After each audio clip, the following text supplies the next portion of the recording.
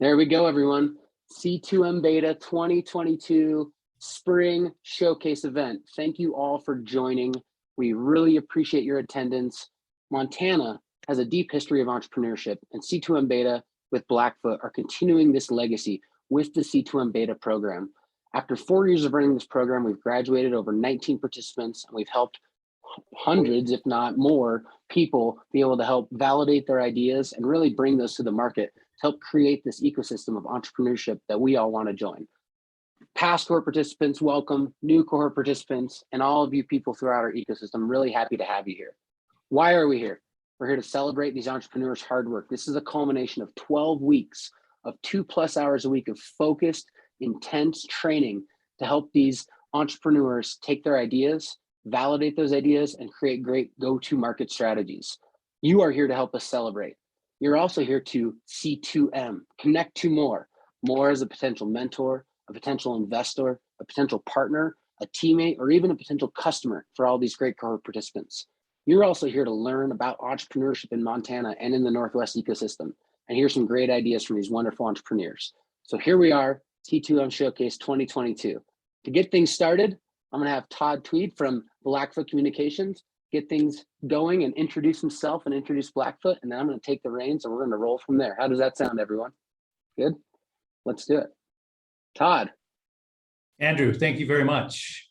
Good afternoon, everyone. And happy welcome to summer. At least summer has finally arrived in Montana. Depending upon where you are in the world, maybe you've been experiencing summer-like weather, but it finally just showed up in Montana.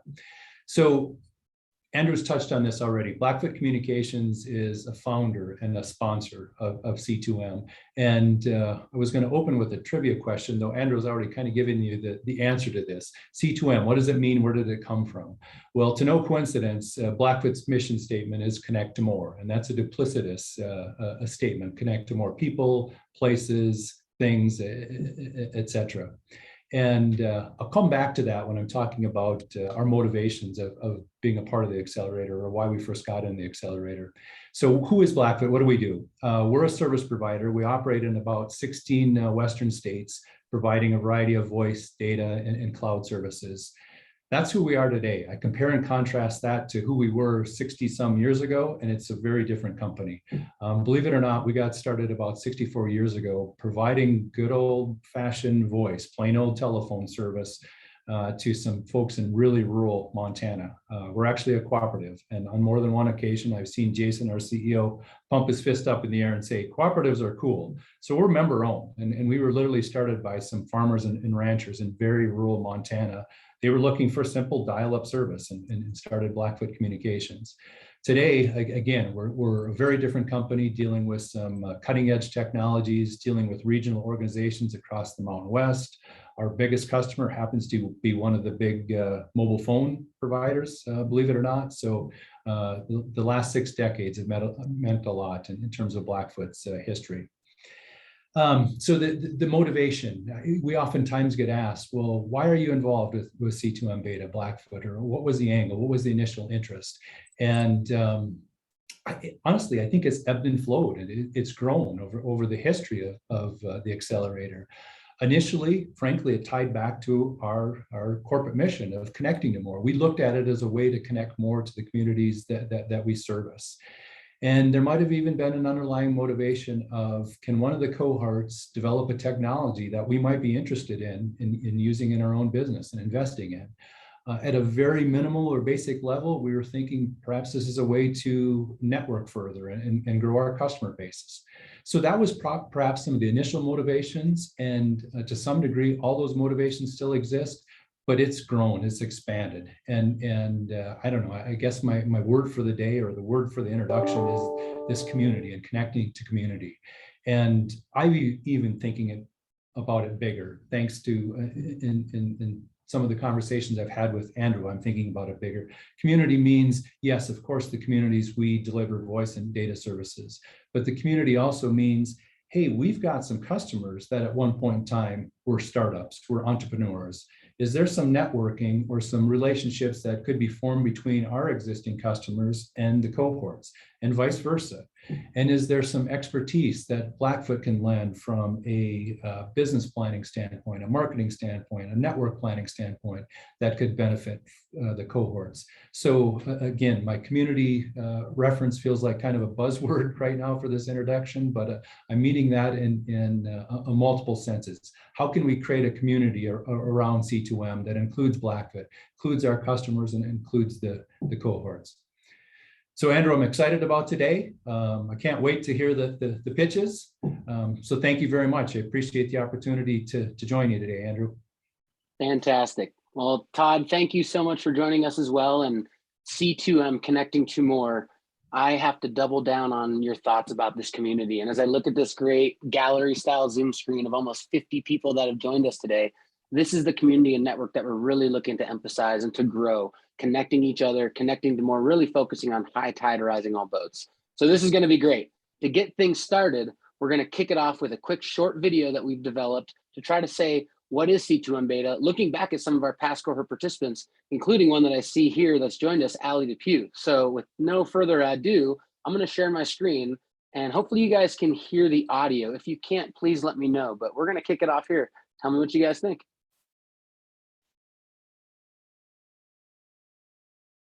No audio? No audio. Did I hear no video, no audio on that one? What's going on here? Here it is. There's a share sound thing that you can click. That's what happens here. I got it now. Everything's a test, team. Here we go. Can we hear it now? C2M Beta is a business accelerator focused on delivering value to these founders and the community in which we live in to really create attainable, tangible results to help these companies and business owners get to the level that they're going. It's a community of mentors, it's a community of startups, and it is incredible information and knowledge that is distilled down and passed on through those mentors and through that community. It's tailored to you. It's wherever you're at in your stage and company. If you're selling your product, or if you're like me and just had the concept but need to build the company. I certainly have learned an incredible amount about business and operations. Just really digging into the value proposition and building that story in a clean-cut way that everybody understands it. Is this a viable idea? Is there a total addressable market out there with ideal customers? How do we reach out to them? And what are the next steps once we get our first 100 customers to then get in front of a venture capitalist or investment firm to really take that company to the next step?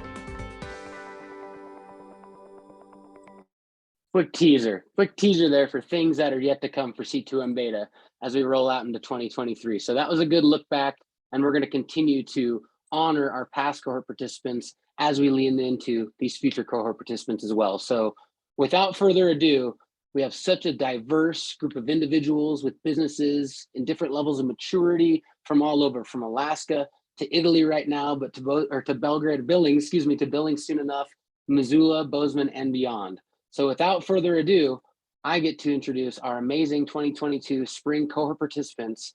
And we're going to start it off first with Ahmed Abdallah of Lingua, Montana. Ahmed, are you ready? Yes, sir. It's good to be here today and talk about Lingua, Montana. And I'm going to take a second just to share my presentation. And okay. Great.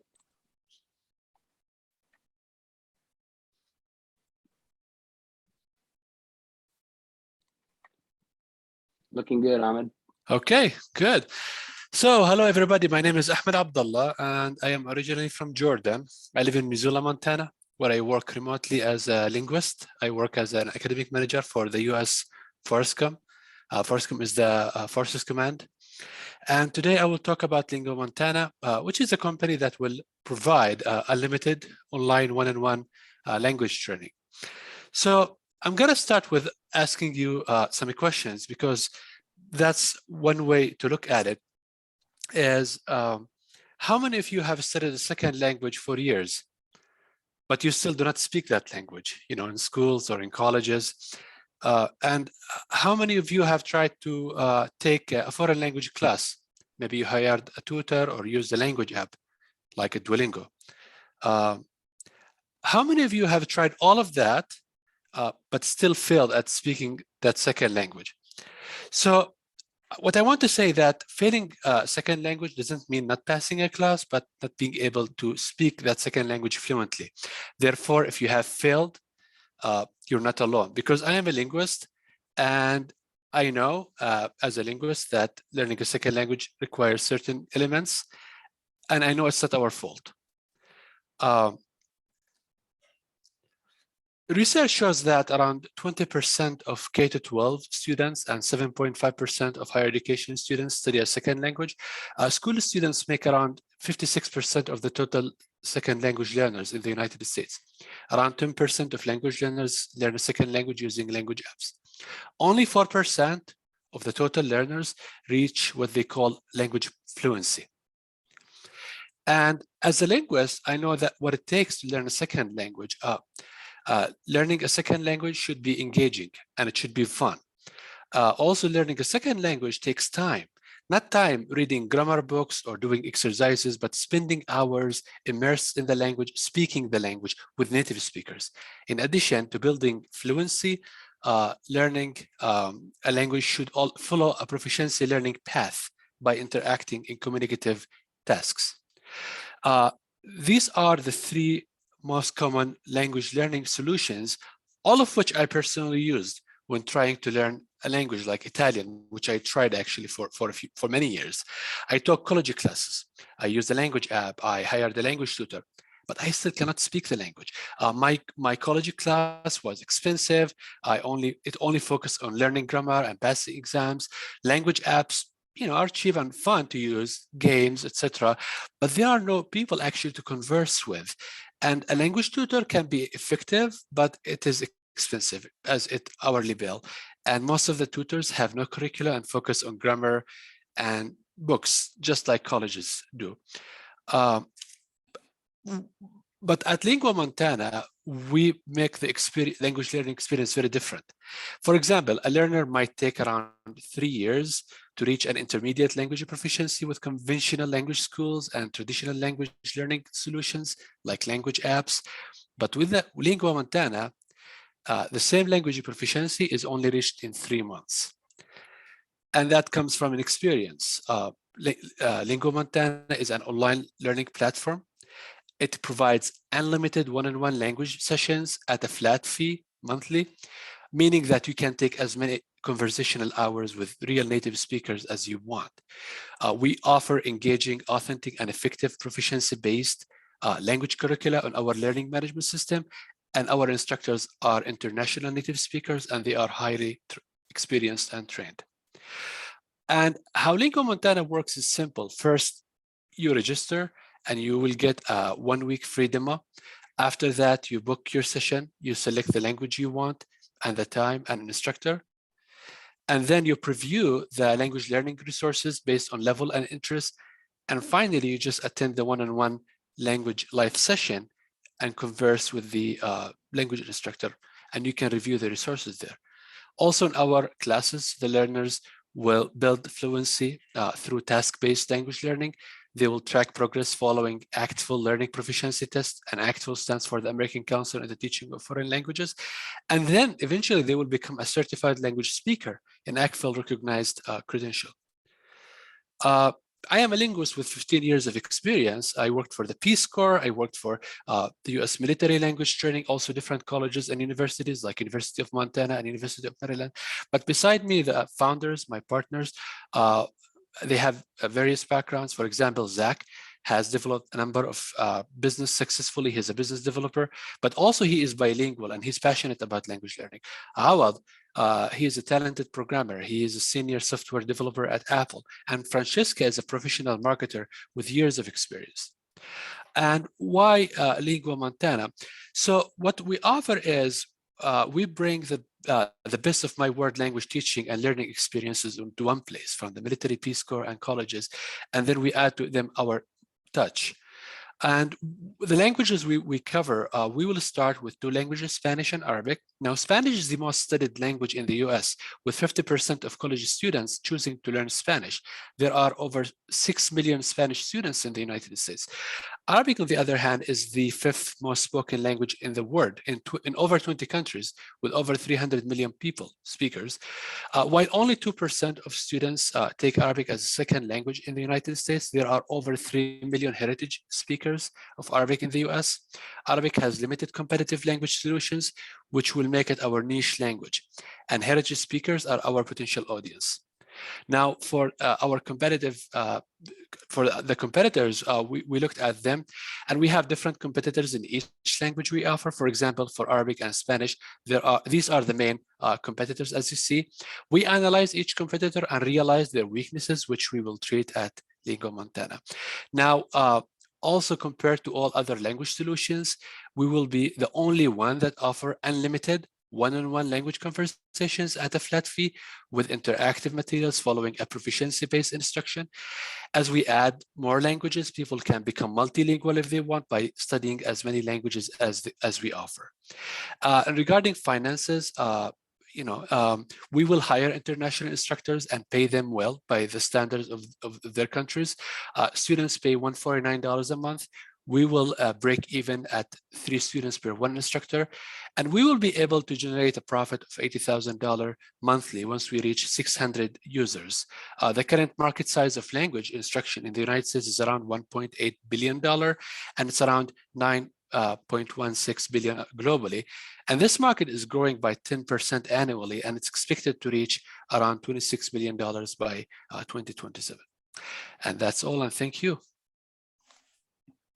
A great presentation. And the number one thing that hits me every time we talk about Lingua Montana is the 3 years it typically takes for someone to become proficient, and your ability to deliver that similar proficiency within 3 months. Tell us how can your program be effective versus those competitors? And how can it be effective since you haven't ever done it with a person? So I have worked with the Peace Corps and the US military for years, building individuals' language ability because they need it for the jobs. And I also worked with colleges, and I worked with people using different apps. Usually, the students I worked with in colleges, depending on the language difficulty, it might take them 3 years actually to reach like intermediate level, which is like the bare minimum people need to survive in any environment. We achieved that usually under 3 months of language training. And it didn't happen once, it happened every single time. When we focus on proficiency, language tasks, focus on conversation, and immerse the people in the experience with good materials, authentic, interactive, their brain works entirely different than if we put them in classes with grammar and like boring instruction, which actually delay language learning. It actually slow down the language acquisition. So that's a comparison. It's massively different. That's incredible. Well, thank you so much for that, Ahmed. Any final parting thoughts or things for the community or for anyone interested in joining C2M Beta from a high level from your perspective? Any advice you'd give to someone looking to join? Absolutely. We would love to partner with whoever interested in language or culture training. We are based in Montana, but we are going to be functioning and operating globally through online. So yeah, I would be looking forward to meet everybody and hear what they think, especially if they have any advice, since we are still working on the idea. Any support, definitely that would be amazing. And I think this has a lot of potential, especially with the need in the market that we see. Fantastic. Well, the last question I saw from Soleil is Lingua Montana already live? It is not currently live. Maybe speak towards that runway. Absolutely. So we're going to start next year. Around the summertime, by June next year, we're going to start. Now we are working on establishing all the resources and the web infrastructure, and also getting networked with the instructors around the world. Awesome. That's fantastic. One more question, and then we're going to jump to the next presenter. For Morgan, have you talked with the DoD about possibilities or PTAC to support government contracts? Definitely, that will be an option in the future. Right now, we are focusing on the the US market, like the civilians, but definitely, hopefully in the future, we can work with the DoD. It has different requirements in terms of instructors and security and the infrastructure. So we will have to tailor it for them specifically in the future, hopefully. Awesome. Awesome. Well, thank you, Ahmed. It has been a great pleasure getting to know you and work with you over the last 12 months. I'm excited to see what Lingo Montana does into the future. Thank you so much. Thank you, sir. All right. Good work. With that, we are on to our next wonderful entrepreneur, Genevieve Del Alva King, and Origins Curriculum. Genevieve, are you ready? I am. Can you hear me? Can you hear me okay? Yeah, we sure can. There we go. You were muted. Okay, let me share my screen here. Is that showing up for you guys okay? Yes, it is. Awesome. Okay.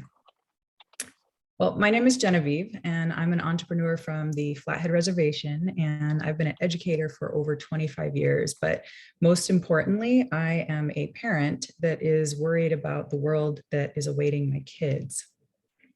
I became an educator because teachers across the country have been telling us for decades that the public education system is failing. It's failing our kids, our country, and the world. And there are huge deficiencies that are feeding into this crisis. We've got federal policies of standardized testing. We've got social and political unrest that's happening. There's this one size fits all approach to kids that have widely varying learning styles and needs, detrimental budgetary constraints. Tragically, we're having public safety issues, and the list goes on. But mainly it's because modern education really was designed to be for this cog in the wheel, employment-focused system that is designed to churn out workers for corporations. And that excludes the most crucial kind of information that humans need in the world today, which is how to recognize and manage their emotions and how to live in balance in a planet with finite natural resources. And because of the decades of status quo education that we've had, the world is now facing massive social, environmental, and economic crises. My work in education started back in the mid-90s. I ran programs for 12 years between Montana and Washington until I changed directions in 2007. After that, I accepted a job as the executive director of a nonprofit green business consulting firm, and I was immersed in the work of environmental and ecological sustainability. We were fostering the movement away from this corporate globalization into a model of sustainable local economies. But after spending almost 5 years trying to teach adults how to change their deeply ingrained bad habits, I realized that every successful social movement has to have an education component. And from my extensive experience in early education, I knew that there was no better place to start than pre-K, which is where the majority of our synaptic development takes place. It's extensively studied and proven fact that early concept exposure on brain has a huge impact on brain architecture. And there is a window that happens when humans develop their conceptual range. And it's where our baseline understanding about the world and our place in it, that's where this happens. So it's the time where our default modes are set. And I knew that this was key. So I took what I learned in the world of sustainability and went back to my roots of teaching. So before the child comes the mother, and the mother of Origins Curriculum came back in 2011 when I opened Origins Education, an eco school where we garden and we serve organic food. We practice daily meditation and mindfulness mixed with academic practices. And Origins has grown to 4 brick and mortar schools. We've got a 5th coming early next year. I currently employ 28 teachers and serve over 100 families.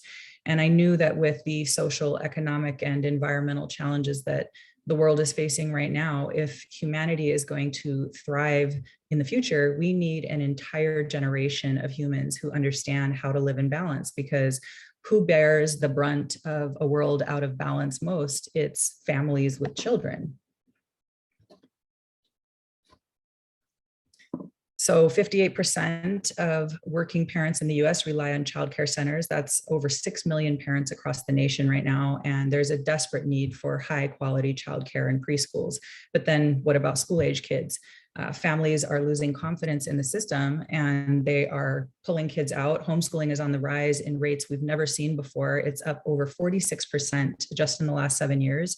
And just in the US and Canada alone, there's almost 5.5 million homeschool families. And there are exponentially more people that want to homeschool, but they're busy, they're working, they worry they won't be successful because they don't have teaching degrees. So what options do they have?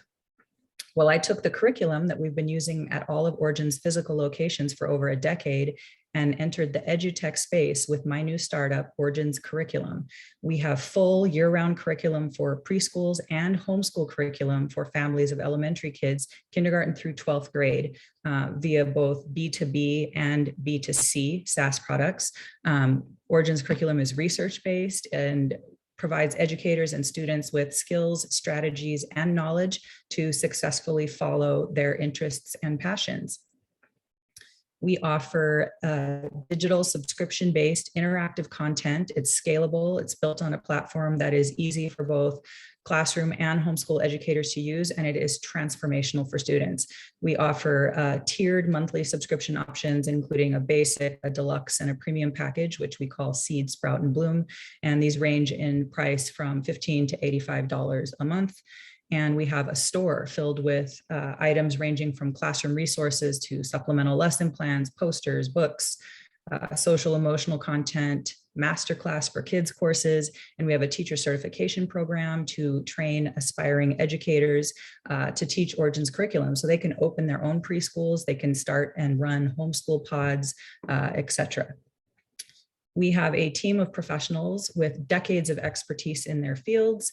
We're the only curriculum brand of its kind that is melding academics with mindfulness and eco-literacy. Origin's stands alone in the competition as the world's first conscious curriculum brand, and we're offering a comprehensive and totally new paradigm approach to learning through a magical exploration into global education. So over the year, we seek to answer the questions, who are we?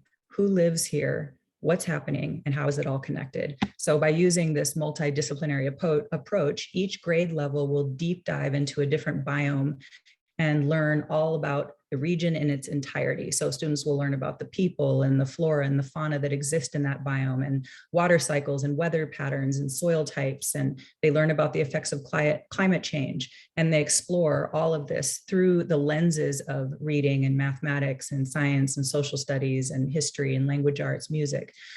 So through our conscious curriculum, a child develops a connection to and an understanding of their place in this global ecosystem.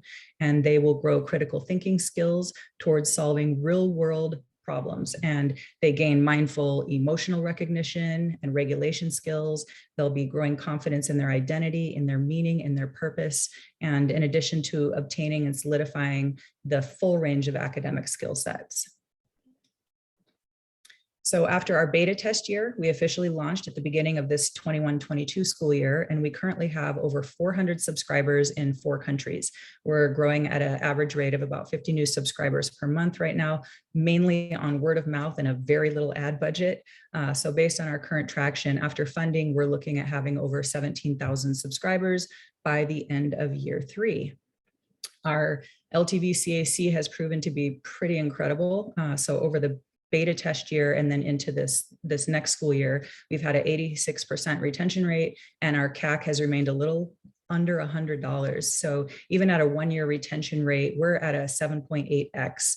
If at a 3-year retention rate, we're at 23x, and with a 5-year retention rate, we're at nearly 40x, which is pretty exciting. So I'd like to close with a note from the Social Venture Network. We stand at a critical moment in Earth's history, a time when humanity must choose its future. As the world becomes increasingly interdependent and fragile, the future at once holds great peril and great promise. To move forward, we must recognize in the midst of a magnificent diversity of cultures and life forms, we are one human family and one Earth community with a common destiny. We must join together to bring forth a sustainable global society founded on respect for nature, universal human rights, economic justice, and a culture of peace. Toward this end, it is imperative that we declare our responsibility to one another and to the greater community of life and to our future generations.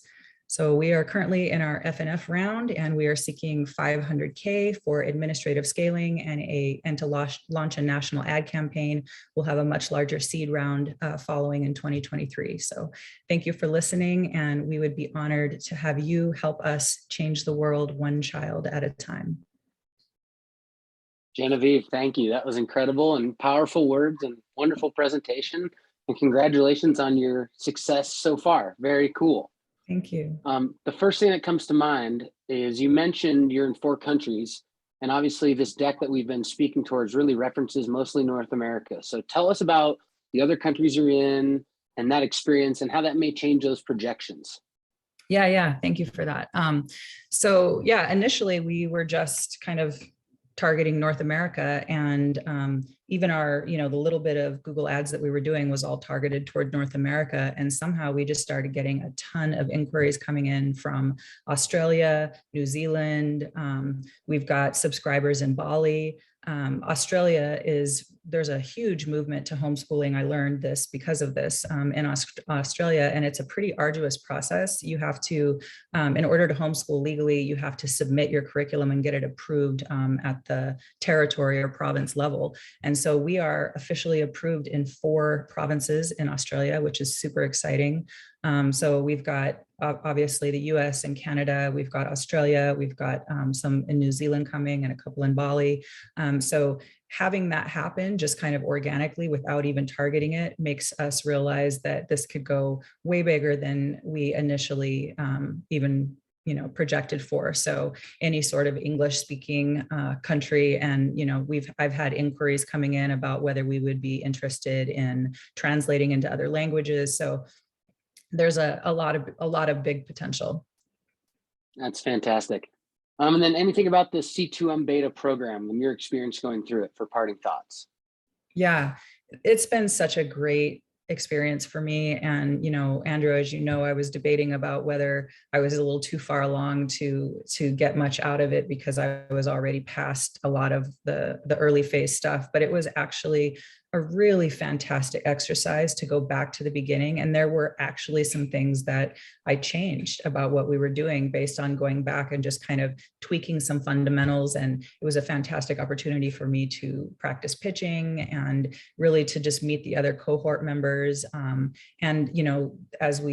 For people who aren't a part of it or haven't been a part of it before, there's weekly speakers that get brought on. And there was just such incredible speakers that I got more information from a single Zoom call than I have in months and months of research and watching YouTube videos. And so it was really, really fantastic. And I'm so grateful to have this opportunity. Thank you so much. Thank you, Genevieve. Great presentation and congratulations again. Nice work. Thank you so much. With that, we're going to keep this rolling and we're going to head right into our next group of entrepreneurs, Kelly Lucas and Aisha Hansen of JawLogic. Kelly, are you with us? Zooming in from Southeast Alaska, if I'm not mistaken. Are you in Wasilla today? I'm in Wasilla and I'm at home. Let me see if I can share. All righty. Okay. You guys got a screen? Kelly, it's working. Okay. All right. Hello, my name is Kelly Lucas. I'm the founder of JawLogic. Did you know that last year in the United States, dental expenditures exceeded $142 billion? Dentistry is huge now, and with the dawning age of digital dentistry upon us, demand will grow. One important digital technology, the intraoral scanner, which replaces the goop impressions that you all know, and more, was used in only 12% of US dental offices in 2015. By 2018, 28% of offices. And last year, the American Dental Association reports that 53% of dental offices in the United States uses a scanner. Enabled by this digital movement in dentistry, never possible before, JawLogic was founded to bring standardization in dentistry for all. In dentistry, any solution that involves a change in the interaction of the lower jaw to the upper jaw is complex in nature and requires a highly educated and experienced dentist for a good outcome. Procedures such as bruxism appliances, sleep apnea appliances, full mouth reconstructions which are irreversible, are always carefully considered one-of-a-kind treatments based on the dentist education, experience, philosophy, meticulousness. Many dentists never achieve the level of expertise needed for these high-end procedures.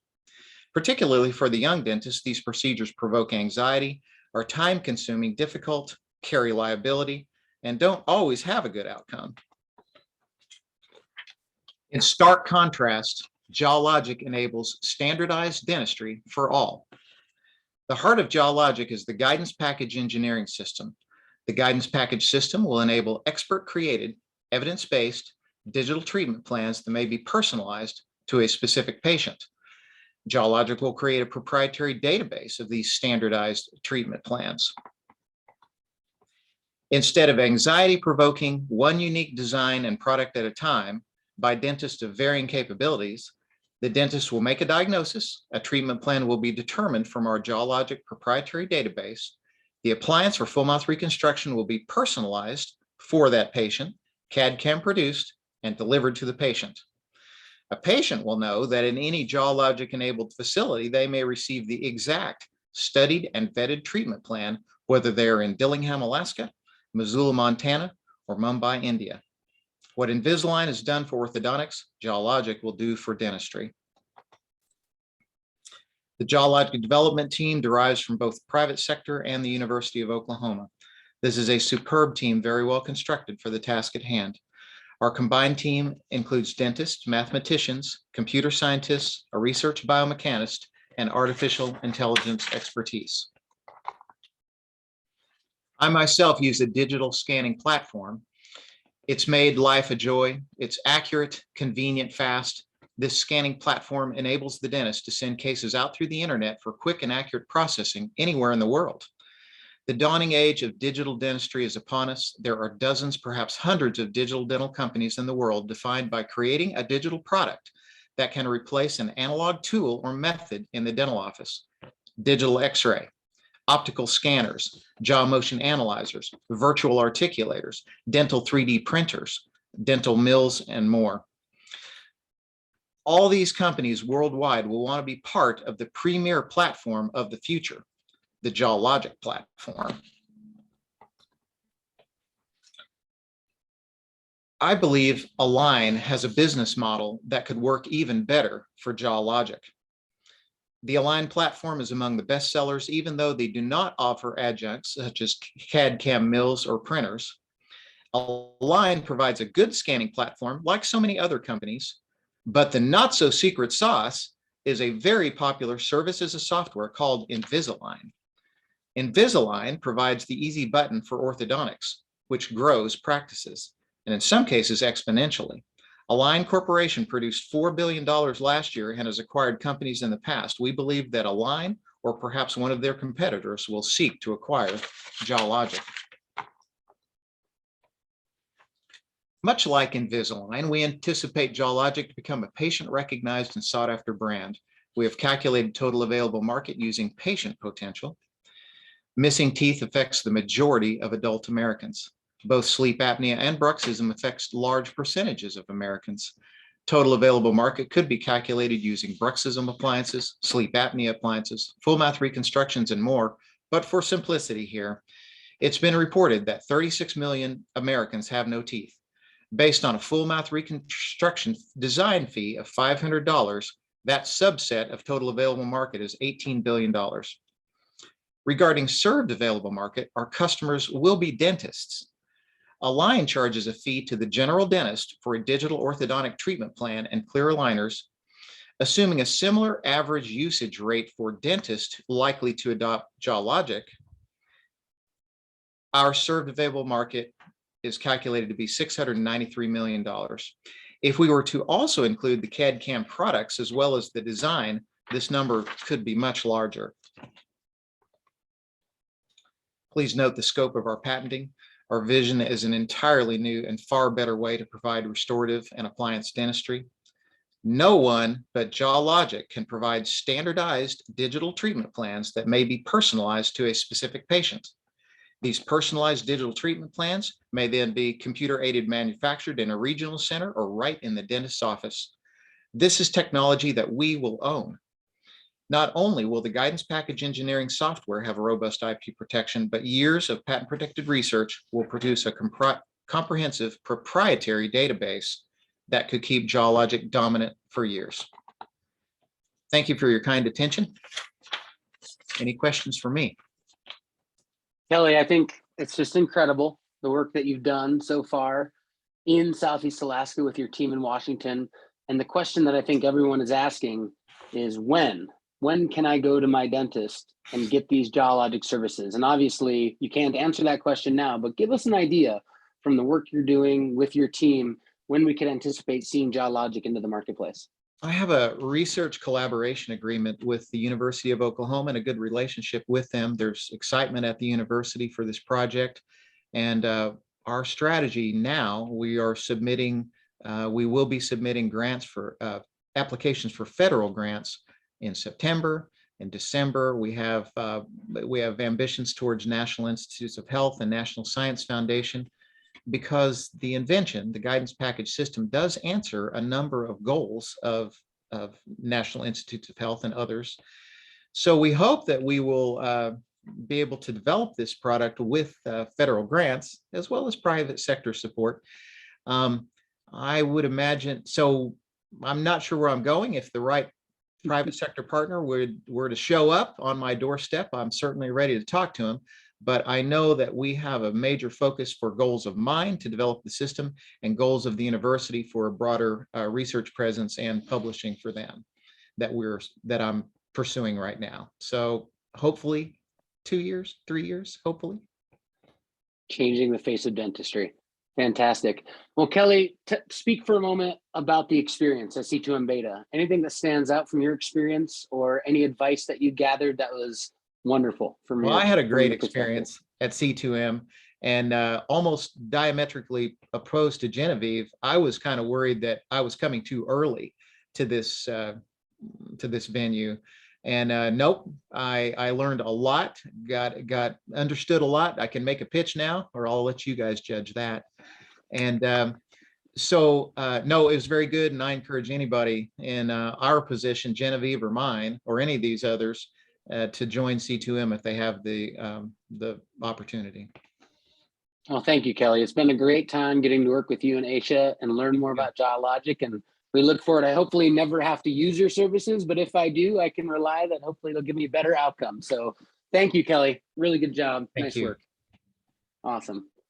All right. Just like that, everybody, we have gone through 3 of our 5 cohort participants, and we have 2 wonderful entrepreneurs next or left. And up next is Jessica Ray of Kids Pod. Jessica, are you ready to get things going? Yes, of course. All right. We have to ask Kelly to stop his share first, of course. We'll see. All right. We did it. All right. Great. So good afternoon. My name is Jessica Ray. I am the founder and CEO of Kids Pod. Like Andrew said, I'm the one that's in Italy at the moment. And it's almost midnight, but we're hanging in there. I'm originally from Billings, but we've been overseas with my 3 kids and my husband and I for the past 6 years while my husband serves in the military, but we're getting ready to come back in just a couple weeks. And that's what's been so great about C2M Beta is it's kind of jump-started my connection to the Montana startup community. And although being in person would probably be better, I'm very thankful for Zoom so that I can be here with you all to tell you about Kids Pod and our podcast app for kids. So first, I'd like to start with a famous marketing example you've probably heard of called milkshake marketing. Clayton Christensen from Harvard was hired to figure out how McDonald's could boost their milkshake sales. What he discovered is that one of the biggest consumers of milkshakes was parents who needed an easy yes after shutting down requests all day. In my opinion, there's no other part of parenting where we say no more than screen time. Kids' lives have digitized so fast, but parenting has not caught up. For example, today, Jessica, you're breaking up just a little at the beginning of that screen. Okay. Sorry, it's my Sicilian internet probably. Is it better now? Yep, I can hear you loud and clear. So as I said, screen time is an area of parenting where we say no more than anything, partly because kids' lives have digitized so fast. We have so many devices, so many options, but parenting has not caught up. 71% of 12-year-olds own a smartphone today and spend an average of 5 to 7 hours a day on screens, and younger kids are following close behind. It's no surprise that 71% of parents are concerned that their kids are spending too much time on screens. We are told nonstop about the dangers of excessive screen time, but the only solution we're given is to take the screen away. We are saying no all day long, and if we're not, we're feeling guilty all day long. 6 years ago, though, I discovered an easy yes to this dilemma, and it was podcasts. My husband and I had started using them on long car rides or train rides instead of handing over our phones. But the surprising thing was that our kids did not complain. In fact, they would start asking for podcasts first instead of screen time. We realized that not only were our kids entertained, but they were also learning. They were using their imaginations, and we were having this wonderful shared experience together. Today, so much of screen time for kids is addictive. You have Netflix, YouTube, video games. They all encourage kids to keep watching, keep playing. Podcasts, on the other hand, are actually good for kids and their brains and their development, as Genevieve said. And they actually seem to ignite their innate curiosity. It helps them jump into the real world rather than get sucked back into the screen. I also discovered we weren't alone in our love for podcasts. Podcasts in the kids and family category have seen a 20% increase in listenership since 2019. It spiked during the pandemic and has shown no sign of tapering off. Top children's podcasts have over 100 million downloads and subscribers in over 140 countries. But Professor Christensen discovered one other thing about parents and milkshakes that relates to Kids Pod, and it's the reason I'm here today. The thickness of the shake mattered. If the shake was too thick, parents would get frustrated with how long it would take for their child to enjoy their treat, and sales would dip. Similarly, it didn't take me long to get frustrated by the fact that listening to podcasts was one of the only things my kids could not do on their own, and that it was way too time consuming for me to discover and find and navigate to new shows. Adult platforms are like public libraries where the kids section is a dark, neglected corner of the basement. Finding a podcast for your child is frustrating at best and impossible at worst. After weeks searching and trying out the handful of kids apps already on the market, I found that they were either outdated or didn't have enough content to meet our needs. It's then that I realized that there was a major opportunity to help parents say yes to their kids and make it as frustration-free as possible. Our goal for Kids Pod is to be the #1 place for kids audio. Our MVP will be one of the first kids apps to present a massive clearinghouse of safe choices, and the first to do so in a completely visual and interactive platform. Kids Pod offers parents something they can always say yes to, an app that's safe and easy for kids to use independently, that gives them access to an incredible amount of educational content. And that content actually inspires them to be creative and active away from devices. While we don't know the exact size of the kids podcast market because it is so overlooked, podcasting in general is predicted to be nearly a $100 billion industry by 2028. Plus, we are also part of the more general kids app market made up of mobile apps, ed tech, streaming, everything like that. And that was last estimated at $80 billion. We estimate the children's audio app market to be at least $1.2 billion within the next few years. That all adds up to a very unique opportunity. Today, there is not a single kids app on the market that includes all the freely available kids podcasts that can be found on apps like Apple or Spotify. Content creators, like these ones up here, have started to create their own apps to fill the gap, but that leaves customers with only niche premium options. And the big players down here have not quite figured out how to create a successful kids space within their adult platforms, nor do they really have need to. There's more than enough happening in the adult market to keep them growing exponentially. This leaves the sweet spot of wide-ranging content at a value price wide open. Our pricing is in line with many popular adult podcast subscription services and cheaper than most other kids audio apps on the market. Since we are offering a much larger podcast catalog with an unrivaled experience and brand for the same price as a Starbucks, the value to parents is unparalleled. Keep in mind, this is just our MVP, which is currently in development. We see multiple opportunities to create products and services specific to the kids market, which is only being served by hosting companies and ad networks that are purely focused on the adult market. While we have a 5-year strategic plan for the full version of the platform and expanded revenue streams, I want to focus on what's possible in the next 18 months. So our MVP will be ready to launch later this year. We are currently raising $250,000 in pre-seed funds with our friends and family round. With that, we will be able to secure 30,000 subscribers by the end of 2023 and hit 1 million in revenue 6 months after that. Now, some of you may be thinking that that can't be enough money to secure all of that content she's been talking about. But one of the biggest misconceptions about podcast apps like Kids Pod and other streaming apps for adults is that you must have to license the content like TV or music, when in fact, the overwhelming majority of kids podcasts, including the most popular shows, are in the public domain and will remain there. It's just not in their interest to go behind a paywall. The problem really is in accessing them, especially for the kids and family market. So our app catches all the freely available RSS feeds, and subscribers pay for the kids-specific curation and experience rather than exclusive content, which based on our user research is what parents and kids want. So in order to hit the ground running, I've built a fantastic team focused on customer acquisition. But more importantly, we are all extremely passionate about the power of podcasts to improve the lives of millions of families around the globe.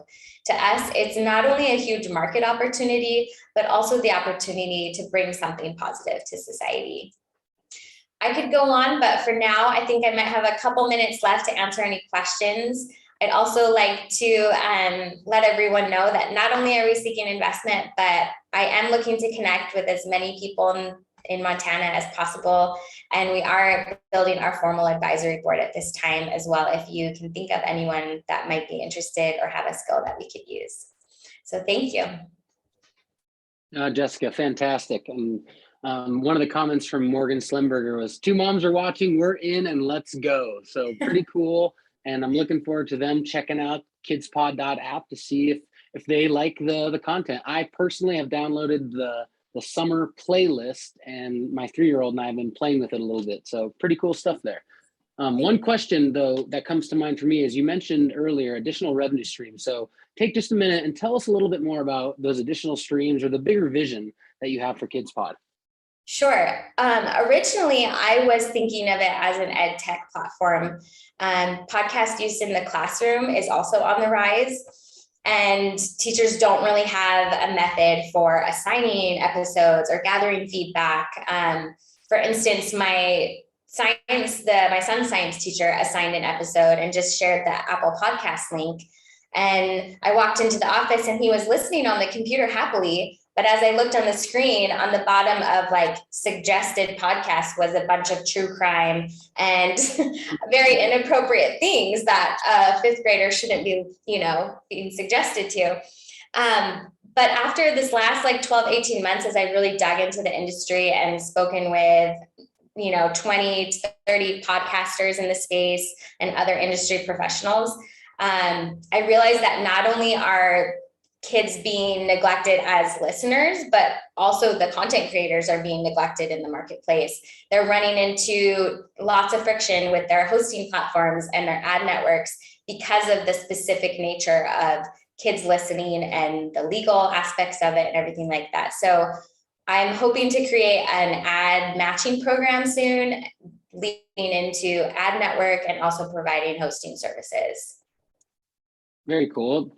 That kind of goes back to not wanting that milkshake to be too thick. right? And so that makes total sense. Thank you, Jessica. That was so much fun. Any kind of final parting thoughts about C2M Beta or your experience for the community? No, I loved it. I'm in such a busy time of my life, but it fit in perfectly. And the value from the other cohort participants and especially the mentors, it was really inspiring to hear from people who are a little bit further ahead down the path and to realize that it is possible. And, you know, the encouragement we received was just invaluable. So thank you all. Well, thank you, Jessica. Almost 1 o'clock in Italy. Thank you for letting us learn about Kids Pod. That was so much fun. Thank you, Jessica. Yeah. All right. Well, with that being said, we have one final cohort participant, Brian Berkeley of Farm Pro. Brian, are you ready to wrap things up for us here? What do you think? Looks like he's getting prepared. Absolutely. I like it. So All right. here we go. Share my screen. All right, we good to go? Sure can see it. Yes, sir. All right. So hello, I'm Brian Berkeley of Farm Pro. Growing up on a farm in Southeast Montana and designing tractors for John Deere the last 18 years, I've really grown to have an appreciation for those that feed the world and a struggle to start farming. It's not easy. The age and population demographics of rural America are rapidly changing. There simply isn't enough skilled labor to get all the work done as they age. Are landowners going to call Uber or Angie's List to get those services? I don't think so. So that's why we're developing Farm Pro. And it's locked up. All right. There we go. Yeah, so we're going to connect producers in need of ag services with operators. And by producers, I'm referring to farmers, feedlots, dairies, grain terminals, really anything in agriculture that needs a job done. And to connect them with operators, in which I mean existing ag service providers or owner operators of trucks, combines, fertilizer spreaders, sprayers, etc. And with that, we're going to save producers money and help operators make more money. And hopefully I'll show you through the next slides. So the problem, this is a two-sided marketplace with two very big problems. I've talked about the labor, right? Skilled labor is difficult or impossible to find. But did you know the average age of farmers is already 57.5 years old?